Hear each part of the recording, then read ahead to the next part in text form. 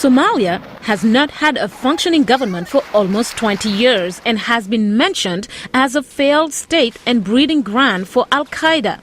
After the attempted Christmas Day attack on a U.S. airline, the United States said it will step up the fight against al-Qaida in a number of countries, including Somalia. We've taken the fight to al-Qaida and its allies wherever they plot and train, be it in Afghanistan and Pakistan, in Yemen and Somalia, or in other countries around the world. In a sign of troubled times, the World Food Programme recently decided to leave most of southern Somalia, citing unbearable conditions.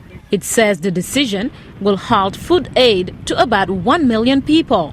Peter Smurden is a spokesman for the WFP. We simply couldn't continue after a spate of escalating demands, harassment and problems with armed groups in the south. The WFP blames al-Shabaab for its decision. The Islamic group, says WFP, controls 95% of its area of operations. Al-Shabaab in November issued 11 conditions for aid agencies to operate in southern Somalia.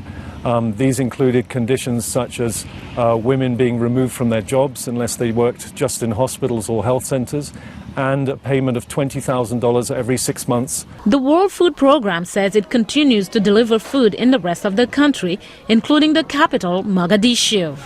Al-Shabaab denies it asked the WFP for money.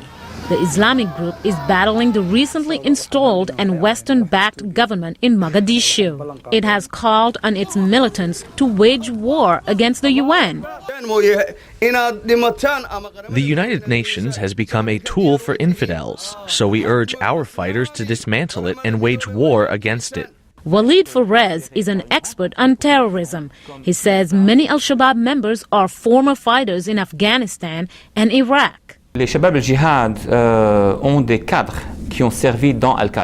al-Shabaab movement had officers who served in al-Qaida.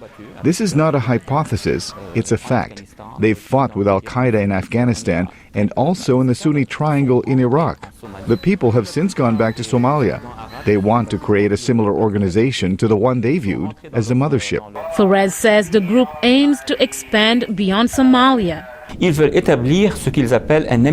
They want to establish what they call an emirate that will cover the whole country of Somalia, the Ogaden region in Ethiopia, but also the northern part of Kenya.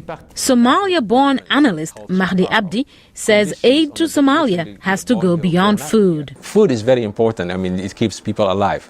But people need more than that. They need to have hopes in their future. The worst person to deal with when you have someone who has nothing to lose. I mean, that's what's compelling these people to go out there and blow themselves up, create few factories that allow people to be employed, develop the resources that they have. He adds, it's doable. Mariama Diallo, VOA News.